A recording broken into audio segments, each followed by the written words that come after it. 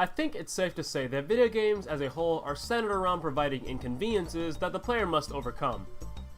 Even in games where gameplay is mostly absent, a game can be quite hard to get through either because you constantly have to make risky decisions, or the game might be an emotional roller coaster that some players may simply struggle getting through personally. In one form or another, difficulty is an essential aspect of a game in order to keep the experience engaging. The difficulty doesn't even have to be extreme or even notable for its challenge. It simply has to ensure that the player faces some kind of resistance. Of course, taking on the burden of shaping the player's experience comes at a price, and that is potential controversy. It isn't uncommon to see somebody tear down a game because it's too easy or even that it's too hard. Now, I'm not here to stand on my soapbox and provide some kind of pretentious take on difficulty because, look, whether you prefer difficult or easy games is perfectly fine in my eyes. However, that doesn't mean that difficulty cannot be criticized, because like any procedure in anything that can be created by man, there can be problems. The goal of this video is to try to make as realistic of a take on difficulty as I possibly can without being assertive with an agenda contrived of my own tastes. And to keep that in check, I'm not tackling this topic alone. Yep, for the first time outside of a podcast, I'm bringing a friend here to share their perspective on a discussion video. Drew, reveal yourself.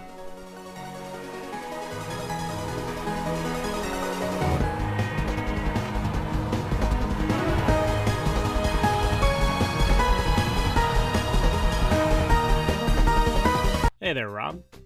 So what are we doing here? Talking about difficulty? Yep. For the umpteenth time, everyone has gathered to listen to me, now us, complain about something video game related. Sounds good to me. I'll help out where I can. So let's try to get something out of the way right from the get-go. Being difficult is not as important as being fun. The whole purpose of a video game is to entertain those who have taken interest in it. A game shouldn't sell itself short just to compensate for accessibility of the game, because then it seems like the developers are treating the potential fans like they're idiots. At the same time, you don't want your game to be so overwhelming that players end up more frustrated than they are entertained. Let's take a look at a worst case scenario on both ends with a looter shooter you older fans might be familiar with, the Ultimate Doom. When played on the easiest difficulty known as I'm Too Young to Die, the game overcompensates for the player. Items are easier to find, you take half damage, and you receive double ammo. The game becomes laughably easy even for the most casual of players, and you shouldn't sell yourself this low. On the other hand, however, the Ultimate Doom's Nightmare difficulty is absolutely absurd and horribly represents the game. While Nightmare is a joke mode, the sheer amount of demands this mode provides are still tedious to say the least. While you do get double ammo, enemies have now gained ludicrously swift speed, hit like a truck, and respawn after death. The two that really get me are the respawning and the ludicrously swift speed. The first two levels aren't too bad, but once you get a toxin refinery, that's when the insanity kicks in. To keep it straight, if you don't dash through this level with next to no errors, you are not going to finish this game. And this rule applies to every level going forward. Masochists will tell you that this is somehow fun, but for the mentally stable, we call this unfair. I try to keep from using that term loosely because usually the player just needs to get better at the game, but this isn't one of those cases. Enemies can stack damage on you so fast and end you before you even have time to react. Respawning enemies also make it so that exploring the game isn't really a viable option because everything you've killed will eventually return. To put it short, this game doesn't function the way it was meant to on Nightmare. But before I go any further about difficulty extremes, I'm gonna let Drew take it away with his examples. A good number of games do the same thing as the Ultimate Doom. The HD remaster of Resident Evil 1 does it too. Playing the game on the easiest difficulty can ruin the experience. On very easy, certain enemies are removed from the game entirely, you take reduced damage, health and ammo drops are all over the place, and you have almost unlimited ink ribbons. Resident Evil is a survival horror game, and when the game is played on its easiest setting, you're offered too many supplies for it to be considered a survival game, and no enemy is scary because you have excess ammo and health, so you can't really call it a horror game at that point either. But if you look at the hardest difficulty mode offered, which is hard mode with invisible enemies, That setting adds more enemies, reduces your health, reduces all items that aren't key drops, you have very limited saves, and the enemies are all invisible. While this mode is crazy hard, it's an unlockable that's only acquired after beating the game on more challenging difficulties. You literally cannot play this mode without beating Resident Evil on the difficulty it was intended to be played on first. From both of our examples, the point should be clear. The difficulty of your game shouldn't miss the overall point of the experience, as well as keep the experience balanced so that it doesn't insult the player's capabilities or provide an unreasonably high amount of demands. However, more often than not, more demanding difficulties have a greater effect on the player, and in more ways than just this game is asking for too much. Take Wolfenstein: The New Order for example.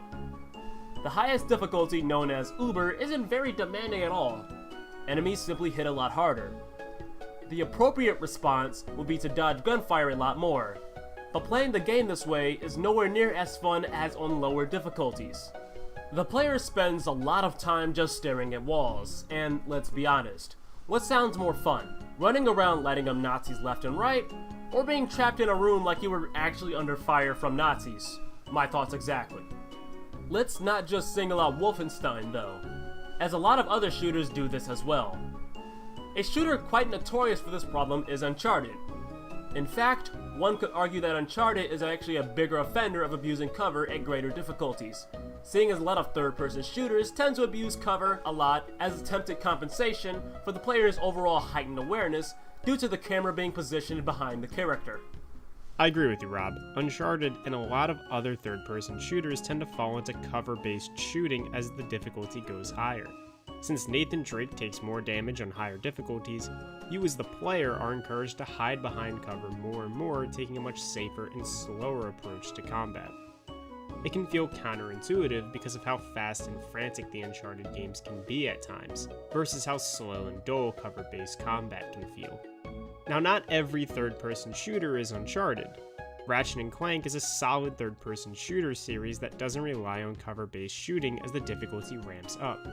Instead of hiding behind cover and playing whack-a-mole against your enemies, in a Ratchet & Clank game, you're jumping around the area in constant movement while engaging in combat. In games like Uncharted, health recovers over time, so hiding behind cover and waiting for your health to come back is a safe strategy. For games that don't have regenerating HP, like Ratchet & Clank, hiding behind cover doesn't offer as great of a benefit. Instead, Ratchet can jump around to dodge enemy attacks or use defensive items to turn the engagement back in the player's favor.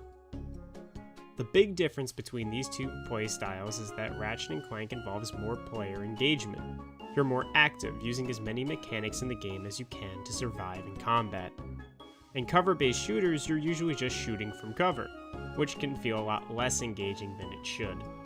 If you want to ramp up the difficulty of a Ratchet & Clank game, the player still has to engage with as many mechanics as possible, but with much less room for error.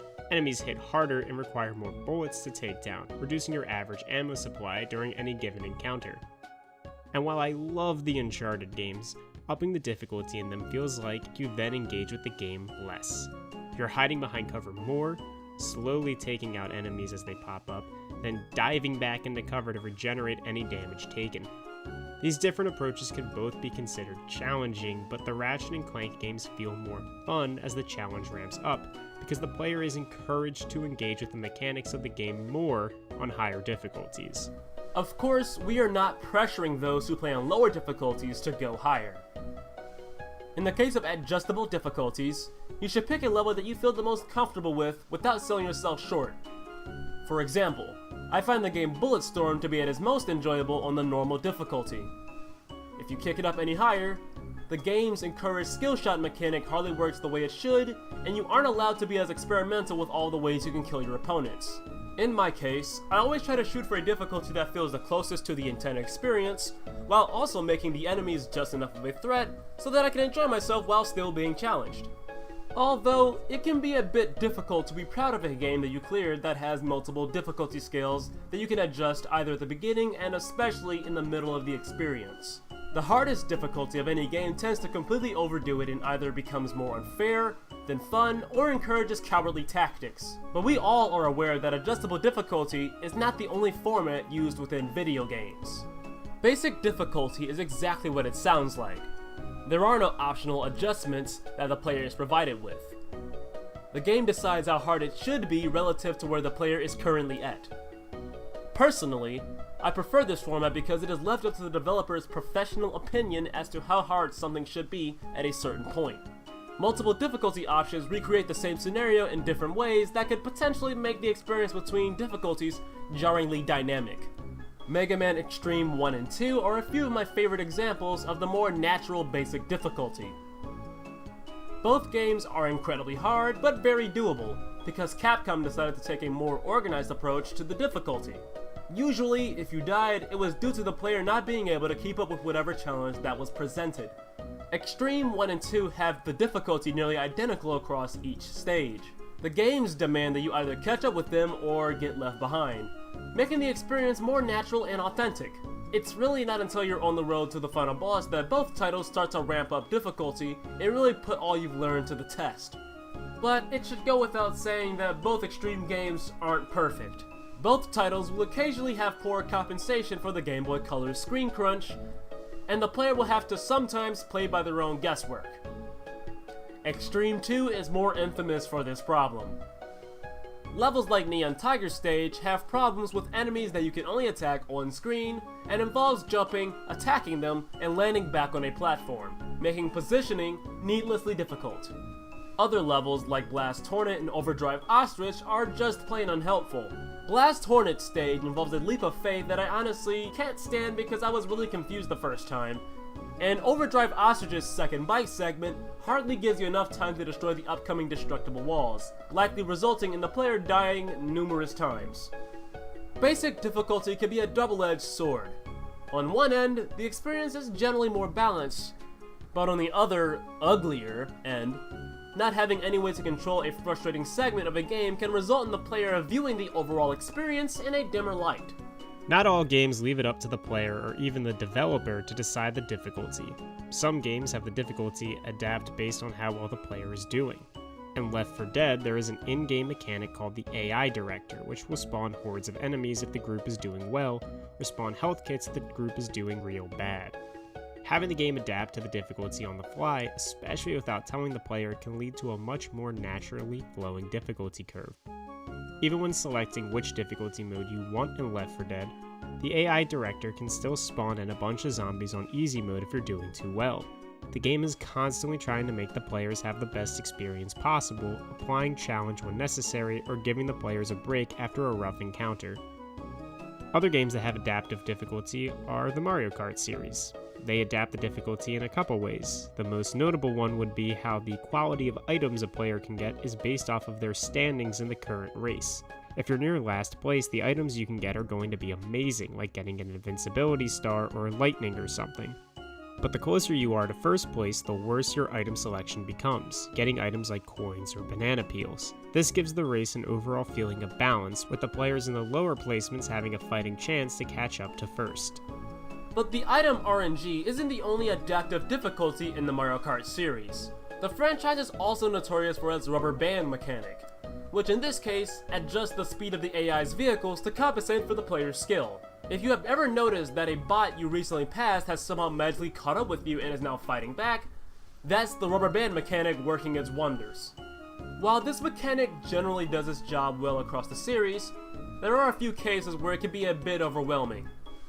It's not uncommon to have that one bot that will simply never go away and is always tailing you no matter what tactics you come up with. Some bots also seemingly drive on rails to compensate, never once needing to drift to either stay ahead or catch up to the player. In one case, I've even seen a bot straight up teleport on the map once they fell off the main path, and yes, there was ground it could have landed on down there. Games like Mario Kart 64 are the absolute worst when it comes to rubber banding AI. There are a few videos on YouTube showing just how dynamic this can be. But bots always get this mad burst of speed when they fall too far behind the player, making 64, for as much as I enjoy that game, one of the more notable cases of unfair compensation for the player's skill. But sometimes, the difficulty the developers present just doesn't cut it.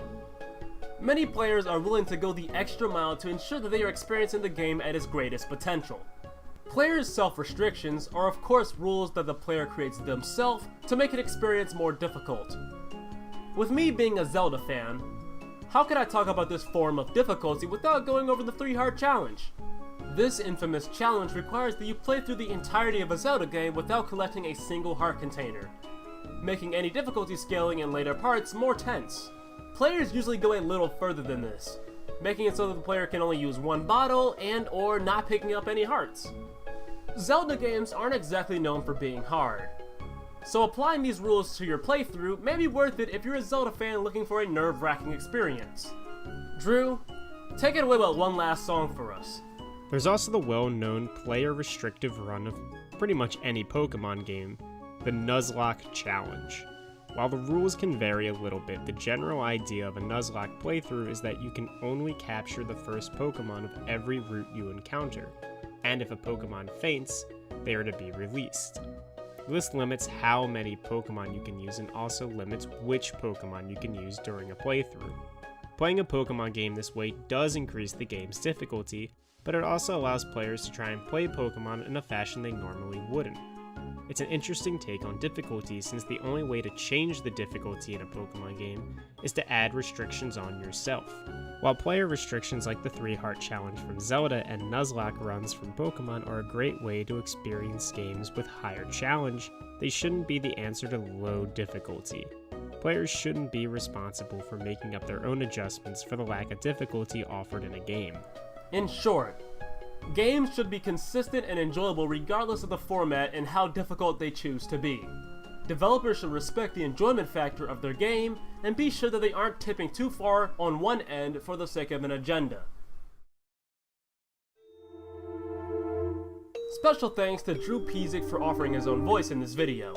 Seriously man, I really appreciate you sharing your thoughts as well as lending your footage to help me put everything together. A link to Drew's channel will be both on an end card and in the description. Definitely check out his stuff. His videos are too long to not get that much attention. I'm serious, guys.